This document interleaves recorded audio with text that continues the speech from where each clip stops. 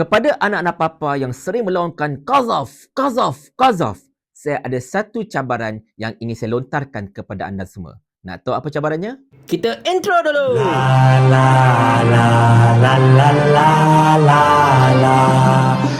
Assalamualaikum warahmatullahi. Cerita pertinggaman lidah antara Putrajaya dan Tambun yang berlaku dalam parlimen baru-baru ini masih lagi hangat dibicarakan hinggalah ke hari ini. Terutamanya ketika Putrajaya melaungkan perkataan, saya yakin Tambun peliwat beberapa kali.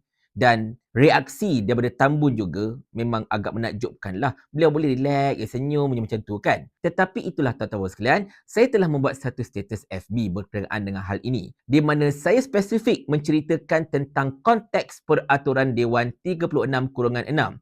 Iaitu, jikalau ada seorang ahli parlimen yang mengeluarkan sangkaan jahat kepada seorang ahli parlimen yang lain. Di mana perkara itu biasa digunakan untuk mana-mana ahli parlimen yang merasakan bahawa dia telah difitnah ataupun yang telah dituduh macam-macam dalam Dewan, maka dia boleh menggunakan peraturan Dewan 36/6 itu untuk meminta orang yang menuduh tersebut tarik kembali pertuduhannya. Kenapa perkara itu penting? Sebab apa sahaja yang diucapkan dalam parlimen, termasuklah apa-apa tuduhan ke whatsoever, tidak boleh disaman, tidak boleh diambil tindakan di luar Dewan. Apa yang berlaku dalam Dewan, ahli-ahli parlimen ada imuniti. Kerana itulah saya telah membangkitkan tentang isu peraturan Dewan 36/6 tersebut.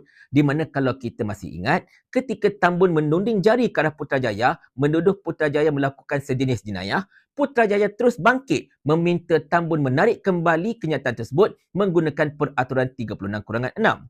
Tetapi ketika Putrajaya melaungkan kalimat saya yakin Tambun tut-tut-tut itu, gagal pula Tambun untuk meminta Putrajaya menarik kembali kenyataan tersebut atas peraturan yang sama iaitu 36/6. Jadi di situlah saya telah mempersoalkan, adakah kenyataan Putrajaya tersebut merupakan bukan sangkaan jahat?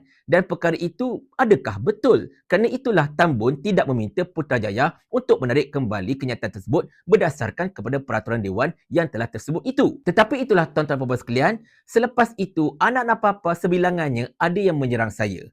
Sama ada dekat status saya tersebut ataupun di mana-mana sahaja dengan macam-macam pertuduhan. Mereka tuduh saya ini tak reti hukum Islam. Mereka tuduh saya ini menunggang agama demi politik semata-mata. Dan ada yang kata saya tak reti apa-apa pasal hukum qazaf, saya akan diazab dan saya akan merangkak dekat akhirat nanti. Masya Allah Ta'ala. Lain macam betul mereka ini menunggang agama, ya. Siap boleh ramalkan apa yang bakal berlaku pada saya, tu tak tahan. Tuan-tuan dan puan sekalian, sebelum anda nak serang saya pasal qazaf, saya cakap terus terang, ketika Tuan Guru Haji Hadi mengeluarkan buku qazaf satu ketika dahulu, lama dahulu, sayalah antara orang yang mensyarahkan buku qazaf tersebut dekat social media. Jadi anda tak payah sembanglah pasal qazaf itu dengan saya. Padahal status saya tersebut, saya tak sentuh pun pasal qazaf, saya tak sentuh keputusan Mahkamah Tinggi, saya cuma sentuh tentang peraturan Dewan 36/6 sahaja. Tidak lebih, tidak kurang. Dan jikalau anda gagal untuk berbicara dalam konteks yang saya sediakan, maka itu suka hati anda lah. Tetapi alang-alang anda nak menunggang agama ni kan, saya ingin lontarkan kembali cadangan yang pernah saya dan juga Tun Faisal Ismail Aziz buat ketika kami live bersama-sama tak lama dahulu. Hukum qazaf ini berkait rapat dengan Mahkamah Syariah sebab dia adalah hukuman agama. Jadi tuan-tuan sekalian, macam mana kita tahu Mahkamah Syariah dekat negara kita ini memang sangat lemah sebenarnya. Tak kuat mana pun. Dia punya level tu sama macam mahkamah section je masalah dia. Dia tidak ada kuasa yang begitu kuat. Jadi, perkara inilah yang telah kita sedari sekian lama, mendorong Tuan Guru Haji Hadi membuat usul pemerkasaan Akta 355 secara private bill. Sebab Tuan Guru Haji Hadi adalah pembangkang. Benda tu tak boleh jadi usul kerajaan. Jadi dia terpaksa buat usul persendirian. Tetapi biasalah, bila namanya usul persendirian, memang ianya tidak akan diberikan priority. Sebab banyak lagi usul-usul kerajaan pada ketika itu yang patut dibentangkan dan dibahaskan. Sudahnya usul pemerkasan Akta 355 itu tidak pergi ke mana-mana sebab ianya merupakan usul persendirian. Seandainya kalau Akta 355 itu dapat diperkasakan, saya cakap terus terang, bolehlah kita gunakan pertuduhan qazaf itu untuk menyelamatkan Datuk Seri Anwar Ibrahim. Anda setuju? Jikalau anda setuju tuan-tuan sekalian, maka kami ingin melontarkan kembali cadangan kepada Kerajaan Perpaduan Madani ini untuk membawa usul memerkasakan Akta 355 ini untuk meminda, untuk menguatkan Akta 355, Akta Mahkamah Syariah ini sebagai usul kerajaan. Sebab nak memerkasakan Akta 355 ini tak perlu 2/3. Cukup sekadar majoriti mudah.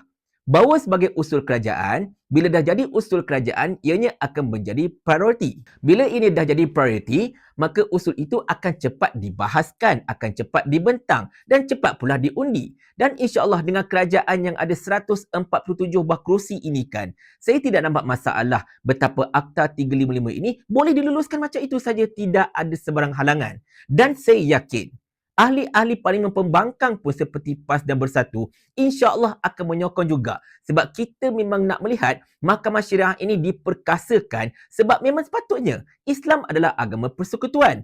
Takkanlah mahkamah yang berkaitan dengan agama kita ini dia punya level sangat-sangat rendah hingga menyebabkan Datuk Seri Anwar Ibrahim tidak mendapat keadilan yang sewajarnya. Anda meluangkan qazaf. Betul.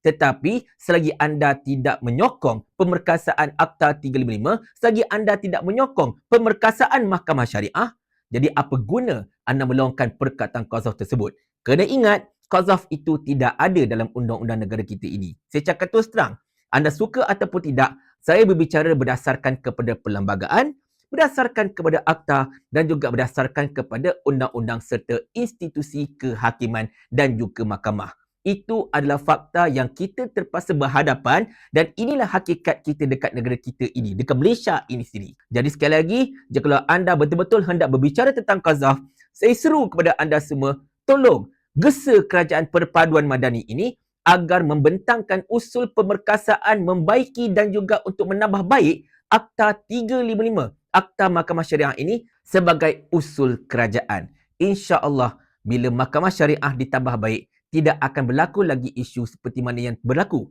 ke atas Datuk Seri Anwar Ibrahim. Lagipun kerajaan ini kan kerajaan anda. Anda boleh buat apa saja anda suka, betul tak? Termasuklah memerkasakan Mahkamah Syariah.